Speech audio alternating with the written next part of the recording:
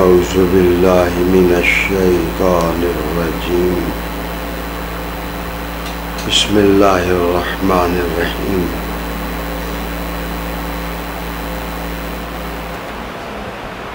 ورفعناه مكانا عليا صدق الله مولانا العظيم وبلغنا رسوله النبي الكريم ونحن على ذلك من الشاهدين والشاكرين والحمد لله رب العالمين. درود شریف پڑھیں. اللہم صلی وسلم علی سیدنا ونبینا ومولانا وعلى آل سيدنا ونبينا ومولانا محمد مبارك وسلم. قابل صد احترام ناظرین حاضرین سادات کرام ارباب علم و دانش،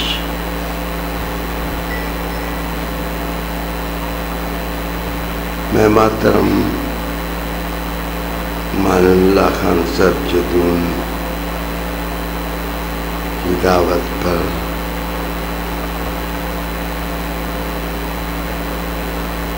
ایک اتفاقی نشست کے لیے حاضر ہوا.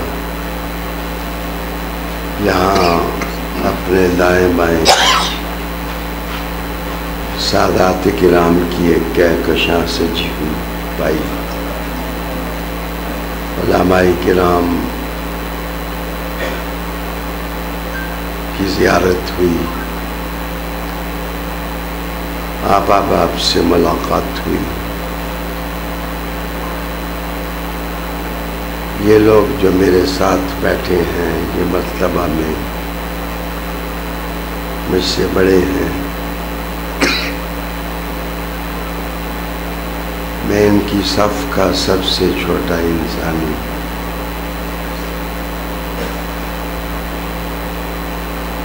ایک عرصہ طویل عرصہ جماعت کی خدمت نصیب ہوئی. سب احباب عزت سے نوازتے ہیں. یہ شہر میرے ننیہال کا شہر ہے اور میرے ماموں یتیم رہ گئے تھے. امان اللہ خان صاحب جدون کی والدہ نے میرے ماموں کو اٹھا کر پالا ہے. ایک خاصا رشتہ اس گھر سے ہے. اپنی علالت کے باوجود بہانہ سازیاں کرتا رہا، لیکن آپ کا حکم فائق ہوا اور میں آپ کی خدمت میں حاضر ہوا.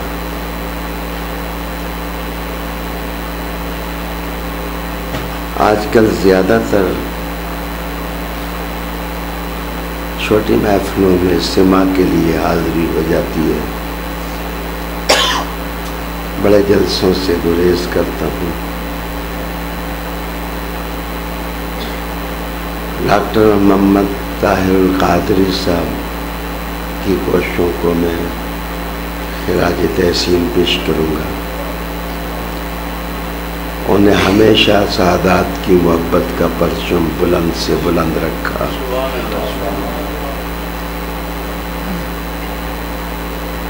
بعض اتفاقات بھی بڑے میٹھے ہوتے ہیں کہ ہماری دوستی جوانی میں شروع ہوئی،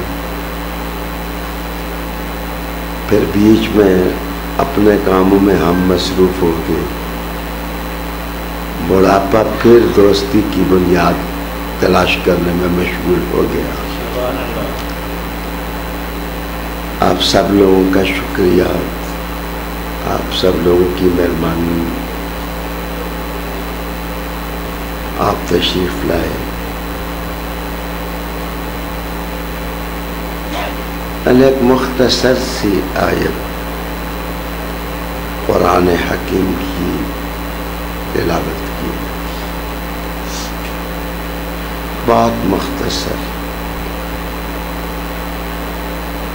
دراصل بڑا مرتبہ پانے کے لیے، بڑا مقام پانے کے لیے قرآن مجید نے یہاں لفظ علیہ استعمال کیا.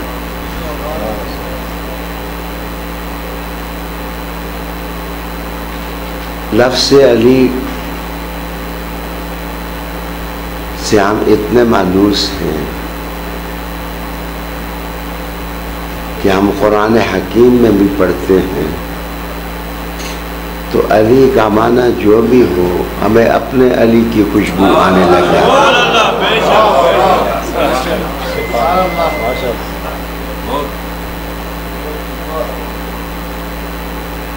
اصل میں 10 صفات ہیں، لیکن میری اس بات کا معنی یہ نہ سمجھیں کہ میرا خطاب لمبا ہے، وہ بہت مختصر ہوگا. 10 صفات ہیں جن سے مقام علو عبارت ہوتا ہے. اللہ بڑا مرتبہ اس آدمی کو دیتا ہے جس میں 10 صفات ہوں. اب کی پہلی آیت بھی سنیے. ارشاد باری ہے وَاذْكُرْ فِي الْكِتَابِ إِدْرِيسَ. یاد کیجئے کتاب کے اندر ادریس کو ذکر کریں. ادریس کا إِنَّهُ كَانَ صِدِّيقًا نَبِيًّا. بے شک وہ صدیق تھے، نبی تھے. وَرَفَعْنَاهُ. ہم نے ان کو بلندی بخشی. مَكَانًا. اس مکان تک ہم ان کو لے کے علیہ جو بہت اونچا تھا. علی وہی ہوتا ہے جو بہت اونچا ہوتا ہے. علی بلندی کا نام ہے، بہت اونچا ہونے کا نام ہے. سادات کرام، پہلا نقطہ عظمت کا ذکر محبوب ہے. وَاذْكُرْ کتاب بعد میں ہے، علم بعد میں ہے، کراطیس بعد میں ہے، لکھنا بعد میں ہے، عرفان کے زاویے بعد میں ہیں، اور مطالعہ بعد میں ہے.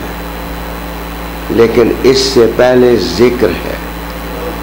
جس علم کی بنیاد ذکر ہو اس علم کو زوال نہیں ہوتا، اور جس علم کی بنیاد ذکر نہ ہو اس علم کو پائیداری نصیب نہیں ہوتی.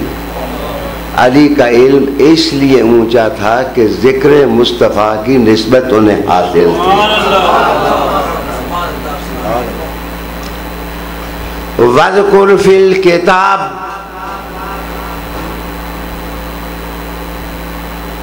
ذکر کیجئے. اپنی ذاتی زندگی میں نصیحت لگاؤں گا کہ ذکر نماز کی صورت میں ہو، ذکر تاریخ بیان کرنے کی صورت میں ہو، ذکر کچھ سننے کی صورت میں ہو، ذکر کچھ سنانے کی صورت میں ہو، ذکر نام لینے کی صورت میں ہو. بچے ذکر انسان کے اندر کو صاف کرتا ہے، تزکیہ کرتا ہے. مجھے ایک زمانے میں یاد ہے کہ میں میڈیکل کالج فیصل آباد میں خطاب کے لیے جاتا تھا. ایک خاصا عرصہ ڈاکٹر طاہر القادری صاحب اور میں science college auditorium Quetta, medical college Faisal آباد، میڈیکل کالج لاہور، نشتر میڈیکل کالج، ان میں اکٹھے درس دیتے رہے. کبھی وہ درس قرآن دیتے، میں درس حدیث دیتا. کبھی میں درس قرآن دیتا، وہ درس حدیث دیتے.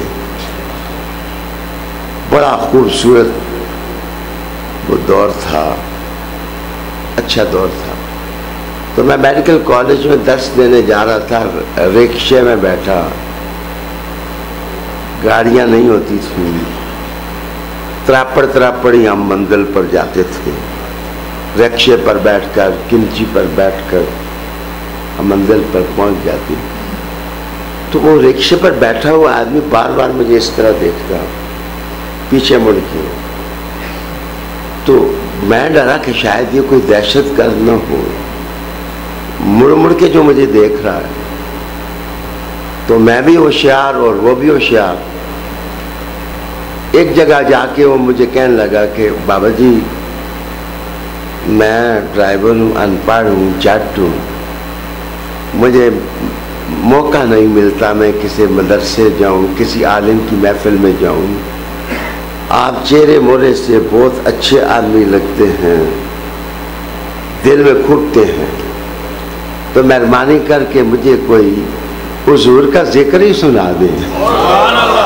مجھے کوئی ذکر سنائے، میری محفل ٹھیک ہو جائے گی، میرا مزہ تو بالا ہو جائے گا. بچے، انسان کی پرسنالٹی میں چینج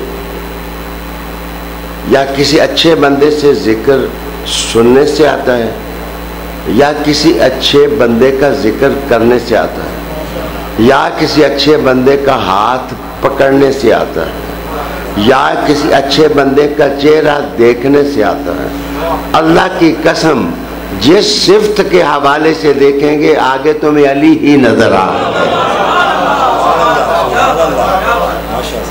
وَاذْكُرْ فِي الْكِتَابِ. دوسری بات بچے، کتاب ہے، کتاب ہے.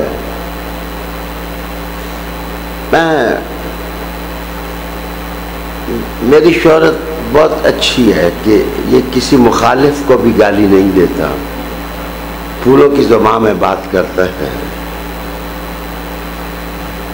دراصل میری ایک بات ذہن میں رکھیں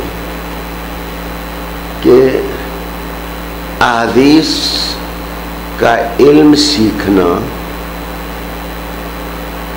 یہ جاننا، جیسے شاہ صاحب کہہ رہے تھے متواتر ہے یہ حدیث، یہ مشہور ہے، یہ واحد ہے، یہ خبر مرفوع ہے، یہ موقوف ہے، یہ مقطوع ہے، یہ مرسل ہے، اس میں تدلیس ہے، یہ اس میں افراد نسبی ہے، افراد نسبی نہیں ہے. یہ اصول کی باتیں ہیں. لیکن میں آپ سے ایک بات پوچھتا ہوں، حضور پاک صلی اللہ علیہ وسلم کی 40 سال سے پہلے کی جو سیرت ہے، جس میں پیدا ہونا ہے، ولادت ہے، گڑتی ہے، دودھ پینا ہے، آپ کو لوریاں دینا ہے، ام ایمن کا آپ کے سامنے آنا ہے، آمنہ کا وجود ہے، حلیمہ سعدیہ کی راہ کی ڈاچی ہے، بنو ساحت کا ماحول ہے، 7 سال کی عمر ہے، ملہ جیاد کی بکریاں چرانا ہے، وکاز کے میلے ہیں، چٹانیں ہیں، سلے ہیں، پہاڑ ہیں، نخلستان ہیں، خارے مغیلہ ہیں. یہ سب کچھ تمہارے سامنے ہے. حضور کے 40 سال کے اندر تجارت ہے. کبھی ابو طالب کے ساتھ جا رہے ہیں، کبھی کسی اور کے ساتھ جا رہے ہیں. مجھے بتائیے، کبھی خدیجہ آتی ہیں حرم میں، کبھی نکاح پڑھا جاتا ہے، کبھی نکاح کے خطبے ہوتے ہیں، بچے پیدا ہوتے ہیں. زہرا بھی پہلے آتی ہیں، بعد میں نہیں آتی. 5 سال پہلے کے وجود میں زہرا پاک سامنے آ جاتی ہیں. مجھے بتاؤ وہ راوی کون تھے؟ انہوں نے تو کلمہ ہی نہیں پڑھا تھا جنہوں نے سیرت روایت کی ہے. پڑھنا تو بعد کی بات ہے. وہ تو 40 سال کی عمر میں جب اعلان نبوت ہوا تو پھر کلمے کی بات شروع ہوئی. مصطفیٰ کی 63 سالہ زندگی میں 40 سال کی سیرت کو بغیر کلمہ پڑھے لوگوں نے بیان کی ہے.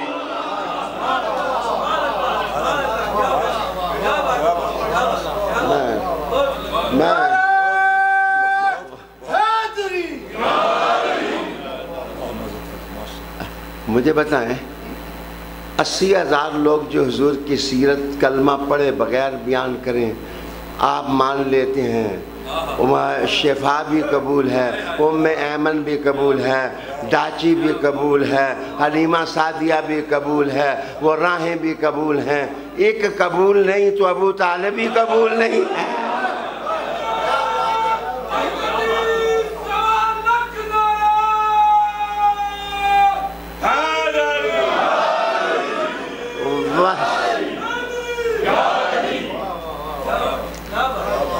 میرے خیال میں جتنے زعفران کی نرم نرم پتیاں ان پر نچھاور کرتے ہیں، تھوڑی سی پتیاں ابو طالب کے گھر پر بھی نچھاور کرتے ہیں. میں کوئی سخت لفظ نہیں کہہ رہا، کوئی کانٹا نہیں چبا رہا، کوئی سوئی میں نہیں چبا رہا.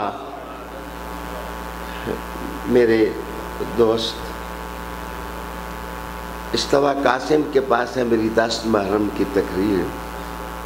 میں ایک آیت پڑھوں گا اور میں اس آیت سے محرم بیان کروں گا.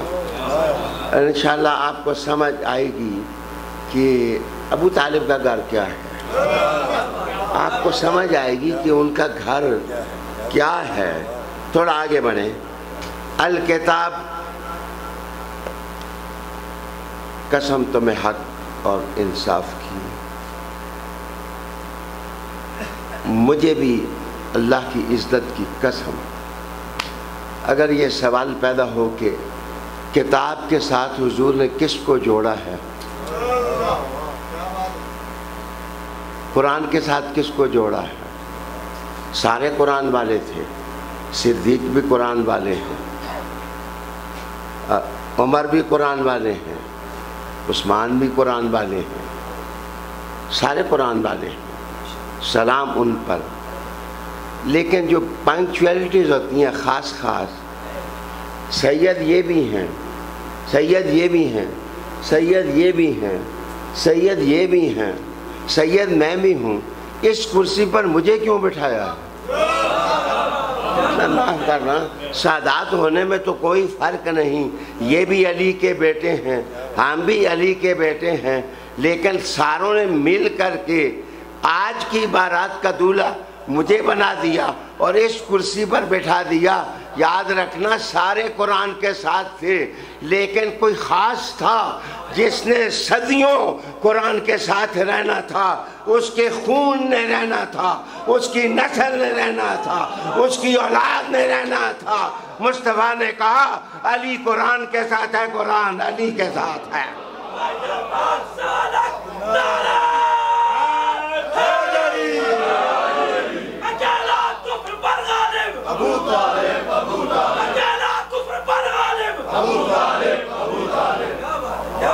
وَذْكُرْ فِي الْكِتَابِ،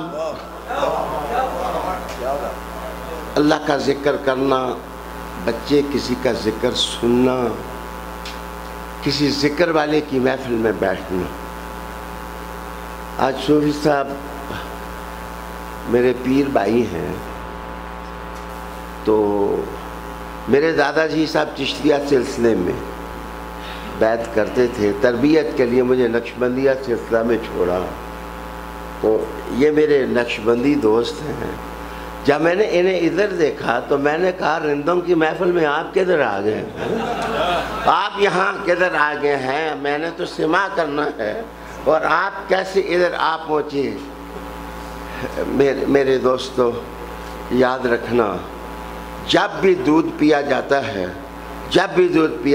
ہے اس میں لوگ میٹھا ڈالتے ہیں پھر پیتے ہیں، اس میں زعفران ڈالتے ہیں پیتے ہیں، لیکن اندر مرض ہو تو مرض جب دور ہوتا ہے کہ دودھ میں ہلدی ڈالیں تو پھر دودھ پی لیں تو اندر کے زخم بھی ٹھیک ہو جاتے ہیں۔ میرے پیارے، سما وہ زخموں کو ٹھیک کرنے والا دارو ہے جیسے دودھ میں ہلدی ہے۔ جس وقت علی علی کے نعرے لگتے ہیں تو اندر کے زخم دور ہو جاتے ہیں اور شفا اندر آ جاتی ہے۔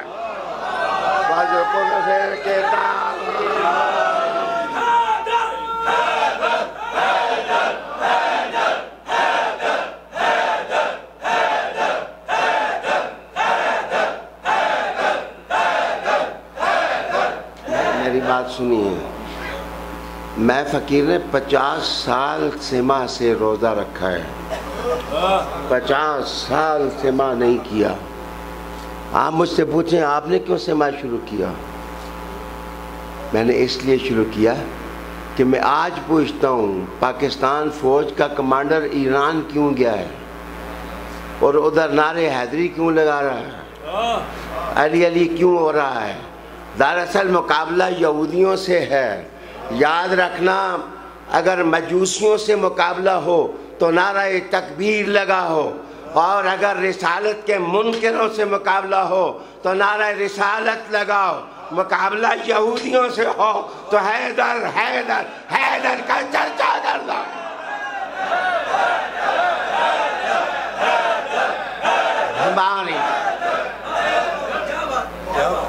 وَاذْكُرْ فِي الْكِتَابِ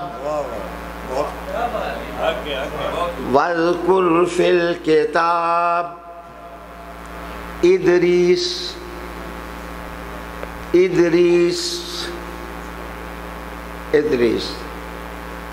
عبدالباسط آپ نے انگلینڈ سے میری ہزارہا تقریر سنی ہے، آج یہ وہاں کا مہمان میرے ساتھ آ گیا، تو بڑا رائٹر ہے ماشاءاللہ، ادیب ہے۔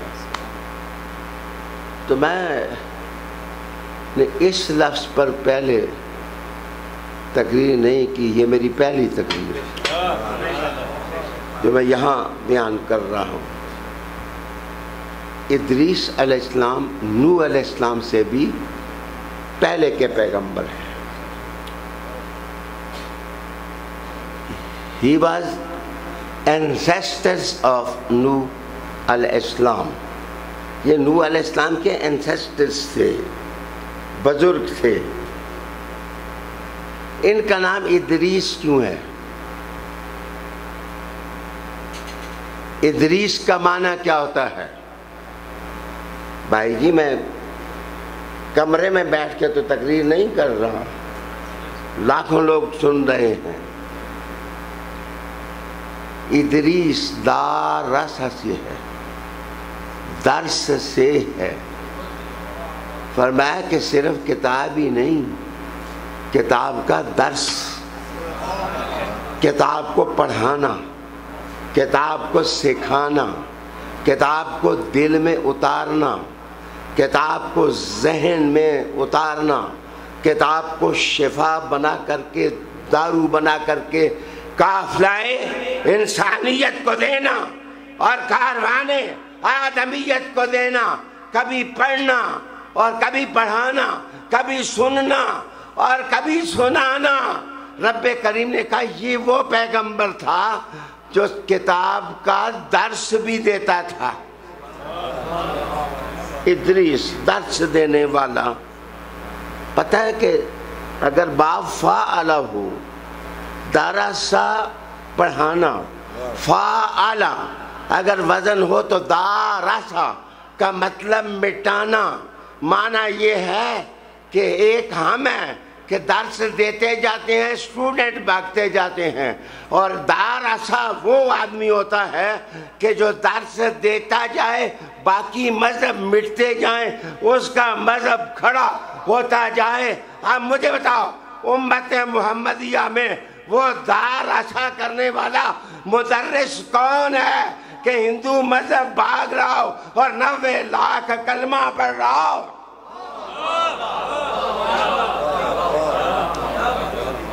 اتنی بڑی کنورژن، اتنی بڑی کنورژن مسلمانوں تمہاری تاریخ میں نہیں ہوئی جتنی غریب نواز نے کی اور سید عبد القادر جیلانی نے کی، بہاءالدین نقش بند نے کی، اور سید علی یمنی نے کی، سید علی ہمدانی نے کی، اور یہ گلگت کا ایریا علی علی کرنے لگ گیا، اور عبادات کا نظام ان کے اندر آ گیا۔ میں تمہیں آہستہ پوچھتا ہوں، عبد القادر کس کا پتر ہے؟ غریب نواز کس کا پتر ہے؟ بہاءالدین نقشبند کس کا پتر ہے؟ علی ہمدانی کس کا پتر ہے؟ اور مخادیم اچ شریف کس کے بیٹے ہیں؟ ان کے پیچھے علی نہ ہوتا تو کنورژن نہ ہوتی۔ یہ گلستان سارا علی کا لگایا ہوا ہے۔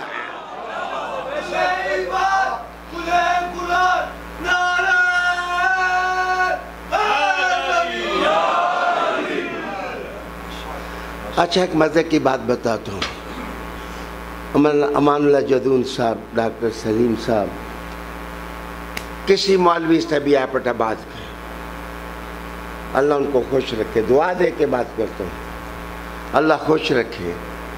ان سے پوچھو ادریس علیہ السلام کا مزار کہاں ہے؟ ہاں، rather here lies a point, here lies a question, there is a question, try to reply، اس سوال کا جواب دیں۔ اللہ کا کرنا، ادریس علیہ السلام کا مزار ادھر ہی ہے جدھر نجف اشرف شریف میں علی کا مزار ہے۔ آپ کتابیں پڑھیں اور کتابیں پڑھیں، اب تھوڑا سا مزہ لیں کہ ادریس کا مزار نجف اشرف میں، اور آگے کا وَرَفَعْنَاهُ مَكَانًا عَلِيًّا، ہم نے اس کو وہ جگہ دی جو جگہ علی کو دی۔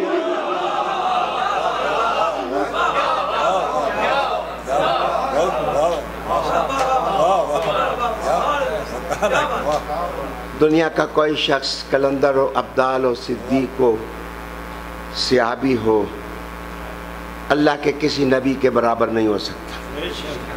اللہ کے تمام انبیاء فضیلت میں بڑے ہیں، لیکن مجھے بتاؤ یہاں ایک اور رپھڑ،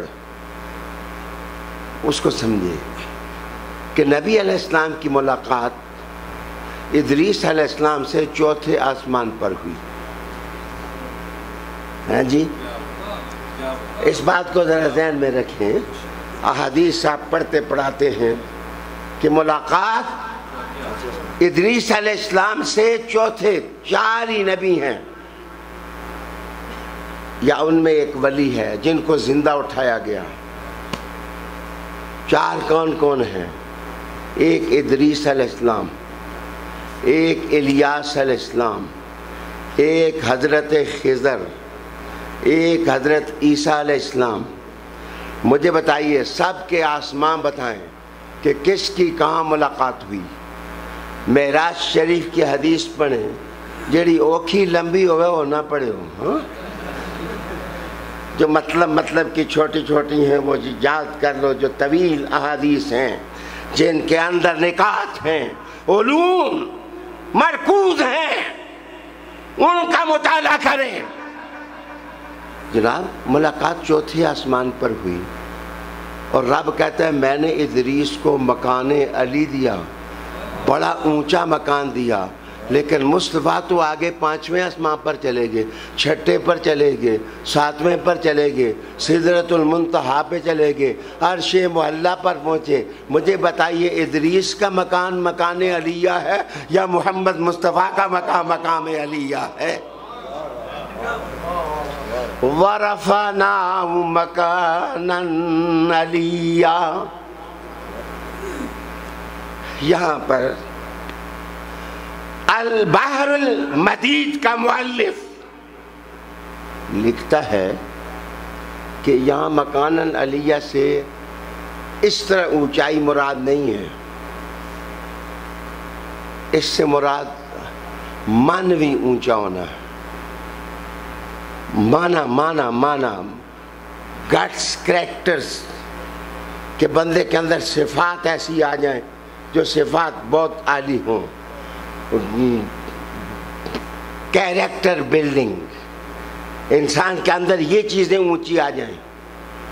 مجھے بتاؤ یار, میں مانتا ہوں کہ کوئی شخص کسی نبی کے برابر نہیں, سب نبی اونچے ہیں, لیکن مجھے بتاؤ ایک ادریس ہیں جن کو اللہ نے اونچا کیا, چوتھے آسمان پر پہنچا دیا.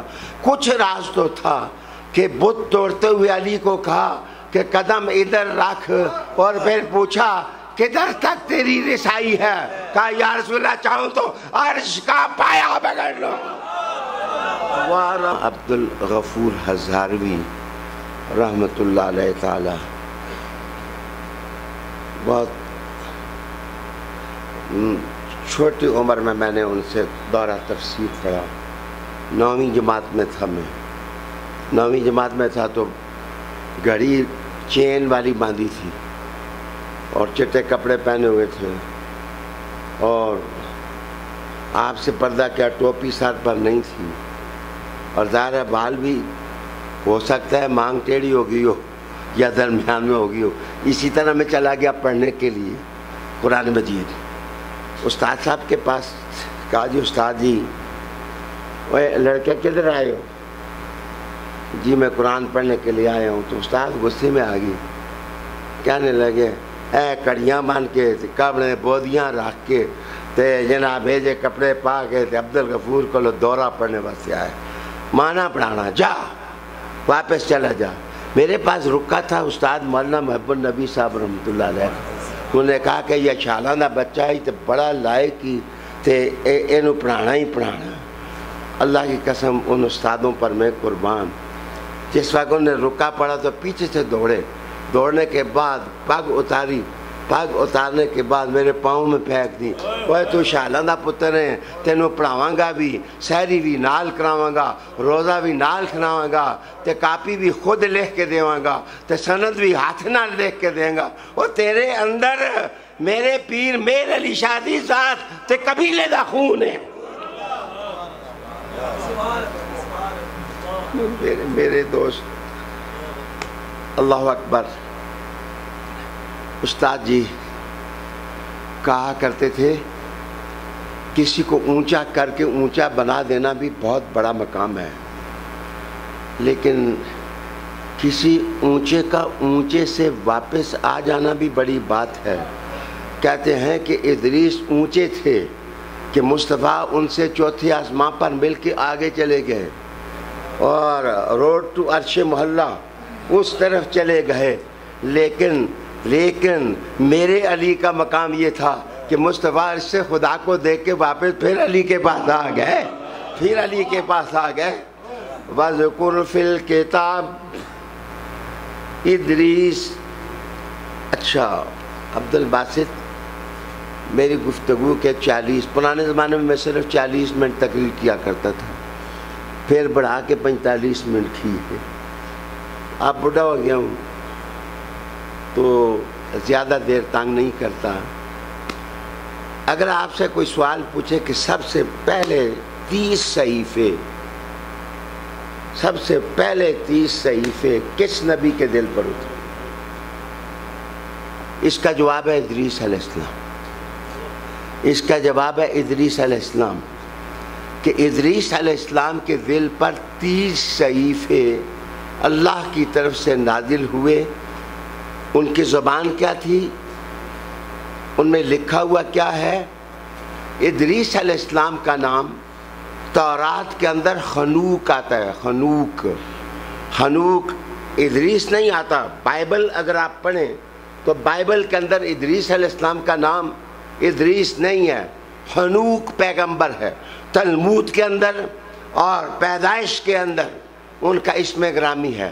ان کی ایک صفت لکھی گئی ہے, ان کی ایک صفت یہ لکھی گئی ہے کہ خنوک پیغمبر آگ کے شعلوں کو اگر پکڑتا تو اپنے ہاتھ میں پکڑ کر کے وہ گیا کہ گیا اور آیا کہ آیا. آگ کے شعلے اس کے محتاط تھے. آئیے وہ تو پیغمبر تھے. اس کائنات میں آگ کا سب سے بڑا شعلہ سورج ہے. مجھے بتائیں جب علی کی گود میں مصطفیٰ صلی اللہ علیہ وسلم نے سر رکھا ہوا تھا, عصر کی نماز چلی گئی تو یہ شعلہ آتش کس کے حکم کا پابند تھا؟ مصطفیٰ نے کہا علی جا کے اس کو کہو واپس آ, واپس آ, واپس آ. اس کا مطلب ہے آگ ٹھنڈی کرنی ہوئے پتر تینا سیدہ نہ لگ جا. کہتے ہیں کہ پانی گندا بھی ہو نا تو وہ بھی آگ بجھانے کے لیے فرسٹ کلاس ہوتا ہے, فرسٹ کلاس ٹھیک ہوتا ہے. سیدوں پر تنقید نہ کیا کرو. سید بادشاہ جو ہیں وہ حضور کی نسبت والے ہیں, وہ مولا علی کی نسبت والے ہیں. اللہ رب العالمین ان کی وجہ سے تمہاری آگوں کو ٹھنڈا کرے گا. اور اللہ اکبر, انہو کان صدیقا نبیّ. ادریس علیہ السلام دا نام قرآن مجید 2 باری آیا, ایک دفعہ بھی نہیں آیا, 2 دفعہ آیا.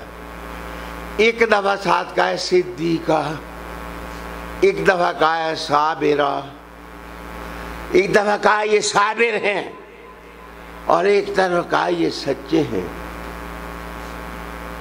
اللہ اکبر. ادھر میری طرف دیکھو, یہ معمہ کسی نے حل نہیں کیا ہوگا. مولانا گزر جاتے ہیں, مجھ سے پوچھو ابو بکر صدیق کو آپ صدیق اکبر مانتے ہیں؟ میں کہوں گا یس سر, میں مانتا ہوں صدیق اکبر ہیں, بڑے سچے ہیں. لیکن ابن ماجہ کی حدیث یہ ہے مولانا توخہ نہ کرنا, کسی کے سامنے توخہ نہ کرنا. ابن ماجہ کی حدیث ہے حضرت علی کہتے ہیں صدیق اکبر میں ہوں, صدیق اکبر میں ہوں. کیا میں چھپا کے جاؤں؟ کیا میں کتمان علم کر کے جاؤں؟ کیا میں حدیث پر پردہ دے کے جاؤں؟ یاد رکھنا, یاد رکھنا, سچے ابو بکر بھی ہیں, سچے علی بھی ہیں. لیکن مجھے بتاؤ کہ جتنی بزم بیٹھی ہوئی ہے میرے دوست, اس بزم میں اگر فیصلہ ہو کہ اے بھی سچا, اے بھی سچا, اے بھی سچا, اے بھی سچا, اے بھی سچا, اے بھی سچا, اے بھی سچا, انہاں میں جو کوئی بڑا سچا بھی تو وسیل ہو. میرے دوست اس بزم کا بڑا سچا اور ہے, اس بزم کا بڑا سچا اور ہے, پہلے زمانے کا بڑا سچا اور ہے, پچھلے زمانے کا بڑا سچا اور ہے. جب صدیق کا دور تھا تو بڑا سچا ابو بکر تھا. جب زمانہ اولاد رسول کا آ گیا تو صدیق اکبر علی علی علی علی علی.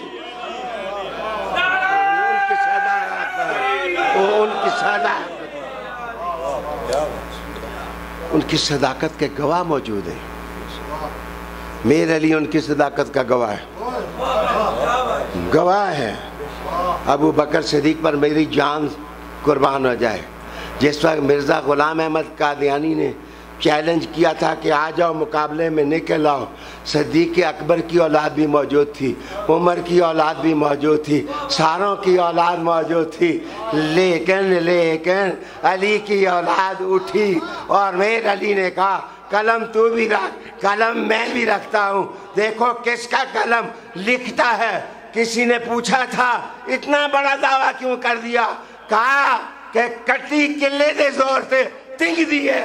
رات کو مجھے مصطفیٰ نے کہہ دیا تھا بیٹا جو مانگے گا وہی ہو جائے گا, جو مانگے گا وہی ہو جائے گا, جو مانگے گا وہی ہو جائے گا.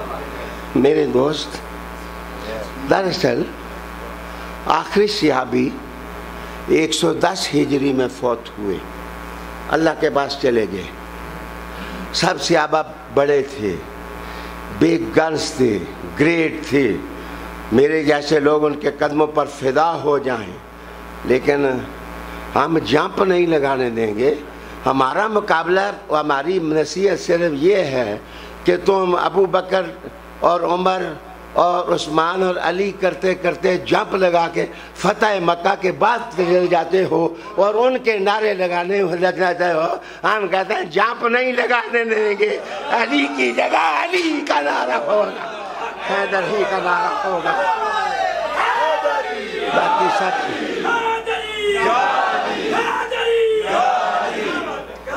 خدا کی قسم عقیدہ یہ ہے کہ ایک ببول کا کانٹا میرے مصطفیٰ کریم کے سامنے پڑا ہو اور اس کو ہاتھ لگ جائے تو ہزارہ ولیوں سے وہ کانٹا بھی اچھا ہے.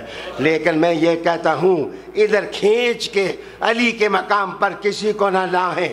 علی کسی کو نہ نزدیک آنے دیتا ہے, علی کے علوم کو نہ کوئی پہنچ سکتا ہے. سلام ابو بکر, سلام عمر, سلام عثمان, لیکن علی تیری اولاد نے تو مہدی بن کے جینا ہے.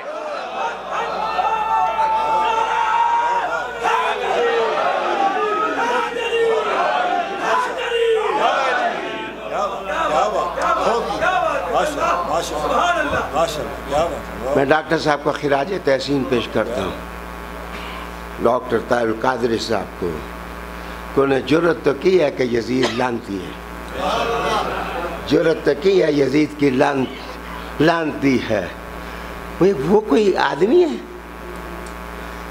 مان اللہ جدون صاحب وہ کوئی مسلک ہے؟ وہ کوئی عالم ہے جس کے نزدیک ظالم اور مظلوم دونوں برابر ہوں؟ میری بات سمجھے, ظالم اور مظلوم دونوں کے نزدیک قاتل اور مقتول دونوں برابر ہوں؟ وہ بندہ ہے کوئی کہ جو کہ قاتل اور مقتول دونوں برابر ہیں؟ حسین اور یزید دونوں رضی اللہ تعالیٰ عنہ, ایسا نہیں ہو سکتا. یزید لعنتی ہے اور حسین جنتی جوانوں کا سردار ہے. حسینیت زندہ باد, حسینیت زندہ باد, حسینیت زندہ باد, یزیدیت مردہ باد.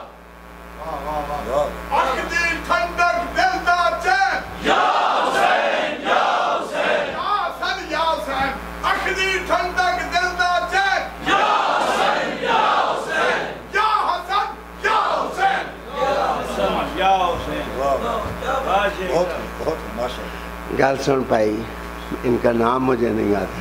آپ کا اسم گرامی جی سبحان اللہ.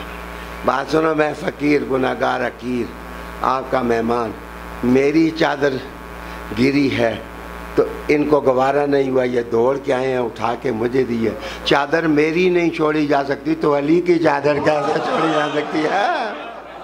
چادر حسین کی کیسے چھوڑی جا سکتی ہے؟ حسن کی کیسے چھوڑی جا سکتی ہے؟ تم فتنوں کے زمانے میں ہو میرے دوستو. میں نے بڑی کوشش کی کہ میں کچھ اور باتیں بیان کروں. حضرت علی سے پوچھا گیا, آپ کو معلوم ہے کہ وہ جو 30 صحیفے نازل ہوئے تھے ادریس پر, ان میں کیا تھا؟ آپ نے کہا دیکھو باہر کوئی اور آدمی ہے تو اس کو بھی بلا لا. بندے ادھر سے آئے تو کہا اس طرف کوئی آدمی ہے تو اس کو بھی بلا لاؤ. وہ بھی آ گئے. کہا کہ نماز ہونے دو تاکہ سب لوگ پہنچائیں. میں تمہیں بتانے لگا ہوں کہ ان 30 صحیفوں میں کیا تھا. اللہ اکبر, کان کھڑے ہو گئے کہ علی کیا بیان کرے گا. جناب علی کو پتا تھا کہ بازو میرے حضور نے پکڑے تھے, کہا تھا جس کا میں مولا علی اس کا مولا ہے.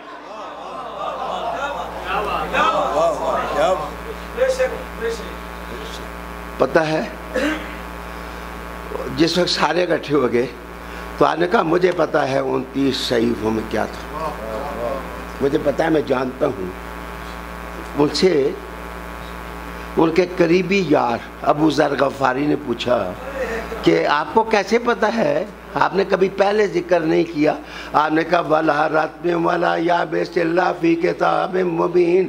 قرآن جو میرے دل میں ہے تو وہ 30 کے 30 قرآن میں ہیں, وہ 30 کے 30 قرآن کے اندر ہیں.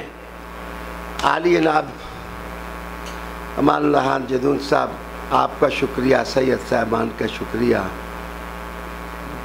بیماری کے باوجود سما خراشی کر دی, اللہ قبول کر لے. بچے میں حالات بہت زیادہ بیماری کے لحاظ سے خراب ہیں، میں سفر نہیں کر سکتا، اور عمر بھی اب 72-73 سال ہو گئی ہے، تو اس عمر میں اب وہ شوخی اور وہ پہلے سا انداز تو نہیں ہے، لیکن آپ سے ملاقات ہو گئی، خوش رہو، زندگی کا کوئی پتہ نہیں کس وقت دنیا سے اٹھ جائیں، معاف کرتے رہنا، لیکن ایک بات اللہ کی قسم میرے تم گوار ہیں کہ پہلے جب میں جماعت کا صدر تھا نا، اس وقت ہم بھی چوگلی ووگلی باتیں کیا کرتے تھے، شکر الحمدللہ ریٹائر ہوا ہوں، جان چھٹی ہے، یک طرفہ ہو گئے ہیں، اب ہم آواز دے کے کہتے ہیں علی تو ساڑھے واسطے اسی تواڑے واسطے، اب ہم نے یک سوئی اختیار کر لیا ہے، انہی کے لیے ہم ہو گئے ہیں۔ بچے اپنی قبر اپنی محشر میں نہیں کہتا صحابہ رضی اللہ تعالیٰ عنہ مجمعین، میں نے پہلے کہا ہے کہ میں تو خار مغیلہ جو حضور کی گلی میں پڑا ہو اس کی بھی قدر کرنے والا ہوں، لیکن جس وقت علی کا نام آتا ہے تو ویسے ہی بس اندر جان آ جاتی ہے، اندر طاقت پیدا ہو جاتی ہے۔ تو مان اللہ جدون صاحب اگر کوئی آیا ہوا ہے تو قوالی سنا دے تھوڑی سی، تاکہ میں بھی جاتے ہوئے کچھ سن کے تو پھر جاؤں۔ واخر دعوانا الحمدللہ۔